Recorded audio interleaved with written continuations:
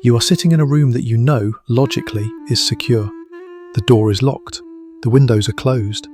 There is no immediate threat in your physical radius. Yet, if you pay close attention to the muscles running along your spine, you will notice they are not resting. They are humming with a low-grade electric tension, a dormant readiness to spring.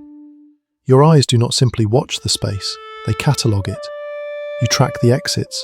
You calculate the sightlines. You are aware of the vibration of a phone or the shift of light across the floorboards with a precision that feels less like awareness and more like a burden.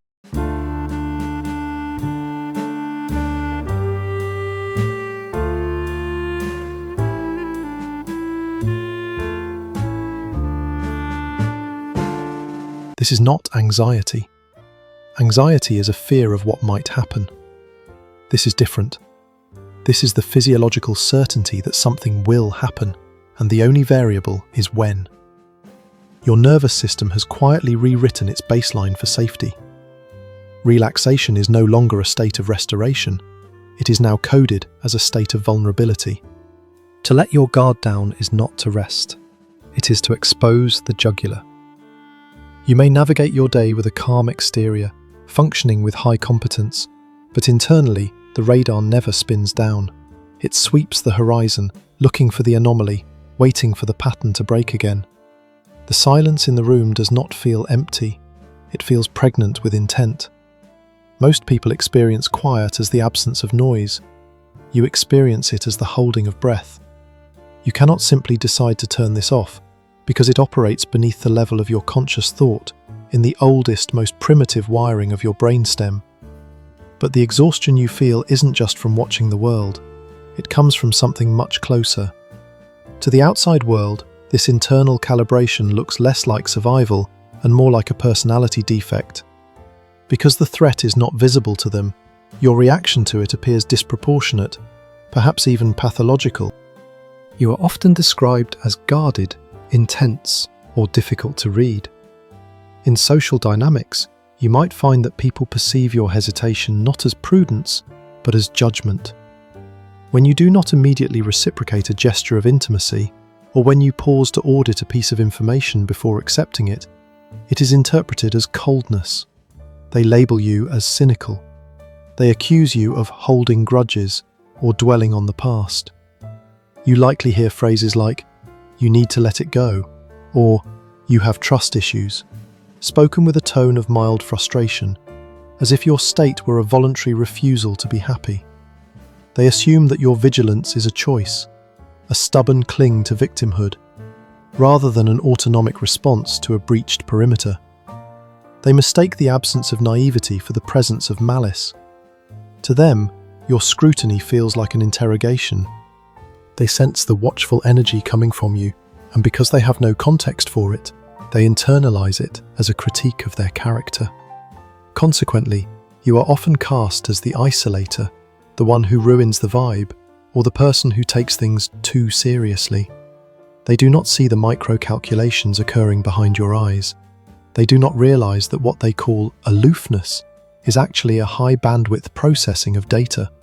You are cross-referencing their tone, their inconsistencies, and their timing against a database of past betrayals to ensure this environment is actually safe for them too. You absorb their misunderstandings because explaining yourself would require an exposure you cannot afford. But the disconnect is not merely social. It creates a vacuum where you are surrounded by people, but recognized by no one. And while they complain about the thickness of your walls, they remain completely oblivious to the immense metabolic tax you are paying just to keep them standing. This state of perpetual readiness is not a passive existence. It is an active metabolic furnace. Maintaining a high alert status burns through your cognitive resources at an accelerated rate. You may find that you are chronically exhausted, yet your sleep data implies you are getting enough hours. This is because your rest is shallow. Even in sleep, the sentinel part of your brain remains half awake, filtering sounds, monitoring the environment for the click of a lock or a change in air pressure. You wake up not restored, but merely rebooted, ready to resume the watch. The fatigue you feel is not somatic, it is neural. It is the specific heaviness of a system running high-voltage software on low-voltage hardware. Over months and years, this accumulation of vigilance begins to corrode your capacity for genuine engagement. You might notice a dulling of your emotional edges. High highs and low lows are flattened into a manageable grey middle ground. This is because joy requires a surrender of control, and surrender is biologically expensive for you. To be fully immersed in a moment of happiness is to be distracted, and to be distracted, in your internal logic, is to be unsafe. So, you remain slightly detached, observing your own life from a distance rather than inhabiting it. You become an excellent auditor of reality, but a poor participant. The bandwidth required to process fun is currently allocated to processing threat. The cost extends further into your creativity and your ambition. Innovation requires a psychological safety net, the freedom to be wrong. When your system is locked in survival mode, it prioritizes the known path over the potential one. You stop taking risks. You stop expanding. You stick to the routines and the environments that are predictable, even if they are unfulfilling, because predictability equates to survival. The erosion is slow, almost imperceptible, until you look back and realize how much of your vitality has been traded for security. You are alive, certainly. You are safe, technically. But the vibrancy of your existence has been mortgaged to pay for the walls you've built. And this massive expenditure of energy is not a malfunction. It is not an accident that you feel drained. It is a precise calculation. To understand why this exhaustion persists, you must stop looking at betrayal as an emotional event and start viewing it as a neurological failure of prediction. Your brain functions fundamentally as a prediction machine. Its primary directive is metabolic efficiency. To achieve this, it builds internal models of the world, shortcuts, that allow you to navigate reality without analyzing every single variable. You assume gravity will hold, the sun will rise, and your circle acts as a perimeter of safety. When these predictions prove true, your nervous system remains in homeostasis. You flow through life on autopilot. However, betrayal by an intimate ally does not merely hurt your feelings, it shatters your predictive model. If a stranger harms you, it is unpleasant, but it fits the model. Strangers are potential threats. Your worldview remains intact. But when the threat originates from the very coordinates your brain had labelled safe, it generates a massive neurological event known as a prediction error. The anterior cingulate cortex, the brain's error detection center, registers a catastrophic discrepancy between what you expected and what occurred. The map you were using to navigate survival is instantly rendered obsolete. In response, your brain engages a failsafe. It decides that trusting without verification is a lethal vulnerability. It disables the ability to rely on social shortcuts. This is why you feel like you are manually operating a vehicle that everyone else is driving automatically. You are no longer permitted to assume anyone is safe. Instead, you enter a state of hypermentalization. You are constantly simulating the minds, intentions, and hidden motives of those around you, processing social data in real time, frame by frame. This mechanism is brilliant for preventing a second betrayal. It ensures that you will never be blindsided again because you are never truly looking away. You have traded efficiency for accuracy. But this safety comes with a question that the mechanism cannot answer. If this system is designed to update your map and secure your survival, why does it not stand down once the new safety is established? Why, even when surrounded by people who have proven their loyalty, does your nervous system still act as if the betrayal is happening right now? You have likely internalized this shift as a deterioration of your character. You look at your own reflection and see someone who has become cold, damaged, or cynical. You interpret your hesitation to connect as a moral failure, a sign that you have lost the capacity for goodness. But this is not a character defect. It is a functional adaptation. You are not a broken person. You are a highly optimized biological system that has reconfigured itself for a hostile environment. What you call trust issues is actually risk management. What you call paranoia is heightened pattern recognition. Your brain has simply prioritized the integrity of the vessel over the comfort of the passenger. It has stripped away the luxury of naivety to ensure the organism You survives the winter. You are running a wartime operating system. The problem is not that the software is glitching. The problem is that it is working exactly as designed, but you are trying to deploy it in peacetime. You have become a specialist in detection. You are efficient, impenetrable, and structurally sound. You have successfully fortified yourself against being hurt again. But there is a distinct difference between being alive and being safe.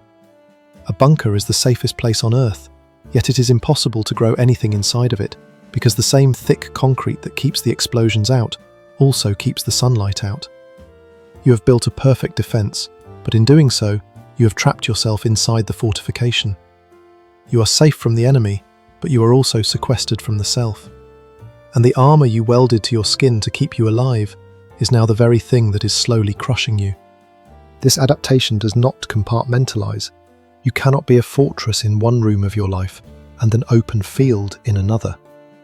Once the neural architecture for hypervigilance is built, it demands to be used everywhere.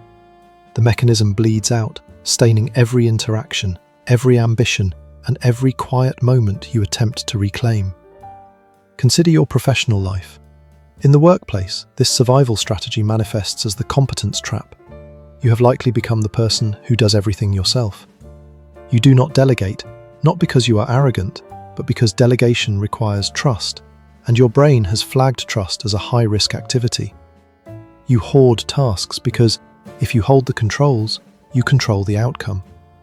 You document every conversation, archiving emails and saving receipts, not because you are organized, but because you are building a legal defense for a trial that hasn't happened yet.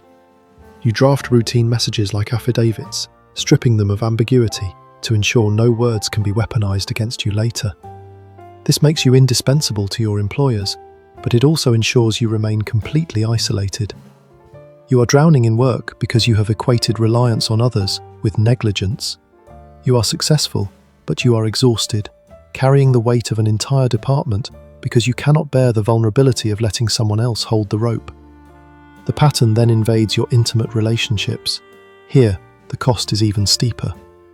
When a new partner offers you affection, you do not simply feel it, you audit it. You deconstruct compliments to find the transaction hidden inside. Why are they saying this? What do they want in return? You look for the angle because your past experience dictates that there is always an angle.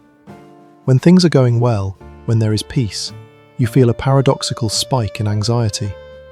Peace is unfamiliar. Silence is suspicious, so you might unconsciously manufacture a crisis. You provoke an argument or withdraw cold affection just to test the structural integrity of the bond. You shake the foundation to see if they will leave, preferring to trigger the abandonment on your own terms rather than wait for the inevitable surprise. You are trying to control the timeline of the hurt, but in doing so, you often suffocate the only thing that could actually heal you. Even in your leisure, the mechanism prohibits true release. You struggle to enjoy fiction, movies, or art that requires suspension of disbelief because your brain refuses to suspend anything. You analyze plots for holes. You critique characters for irrationality. You sit in a coffee shop, not to enjoy the coffee, but to occupy a corner seat where no one can stand behind you. You curate your social media, not for expression, but for evidence management, posting enough to appear normal, but withholding enough to remain ungraspable.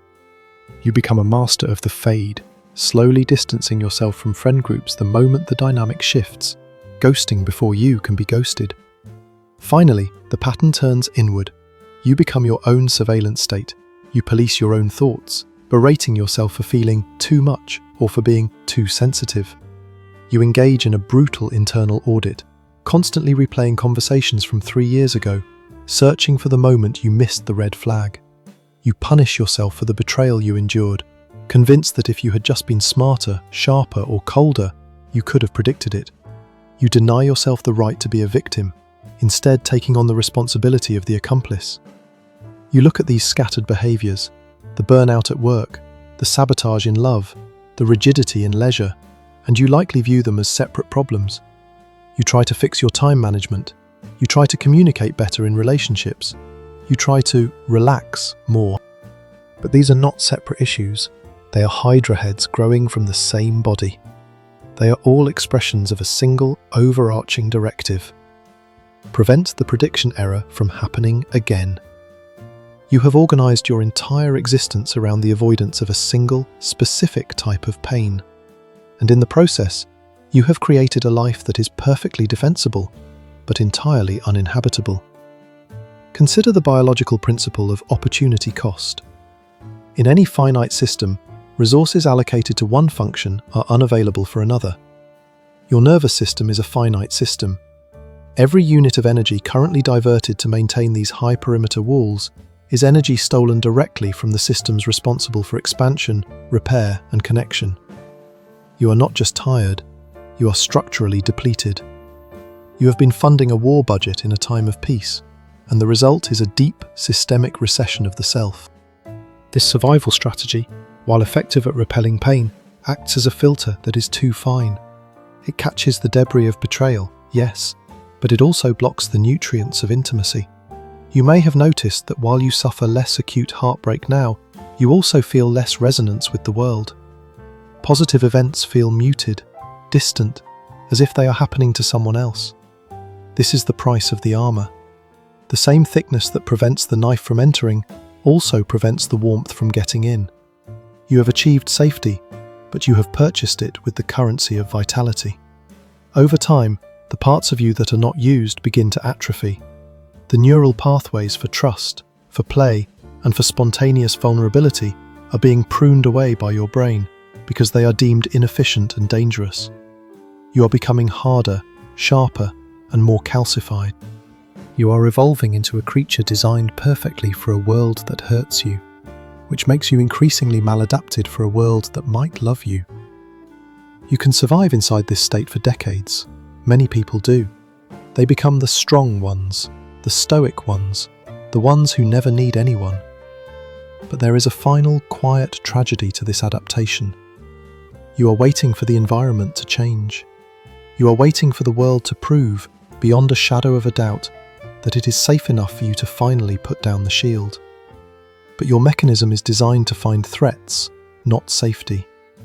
As long as the shield is up, your brain will scan for reasons to keep it up. You are waiting for a signal that your own defenses are blocking from ever reaching you. This leaves you in a position of quiet, static tension. Understanding the mechanism does not instantly dismantle it. Your amygdala does not read textbooks. It only respects experience. You cannot think your way out of a prison that you felt your way into. So you remain here, hovering in the space between the necessary armor and the suffocating weight of wearing it. There is no sudden epiphany that fixes this. There is no montage where you suddenly throw open the windows and embrace the unknown. There is only the slow, grinding reality of a nervous system that is trying to protect a version of you that may no longer exist. You are guarding the castle with a ferocity that scares people away, but you haven't checked the throne room in years to see if the monarch is still alive. You are standing in the center of the secure room we started in. The door is still locked. The windows are still closed. You are perfectly safe. But the silence is now deafening. You realize that the threat is not just what is outside trying to get in. The threat is what happens to a human being who never lets anything out. The haunting question that hangs in the air is not whether the world is safe enough to trust again. The question is simpler and far heavier. If you finally decide to unlock the door and let someone in, will there be anyone left inside to meet them? Or has the guard become the only resident?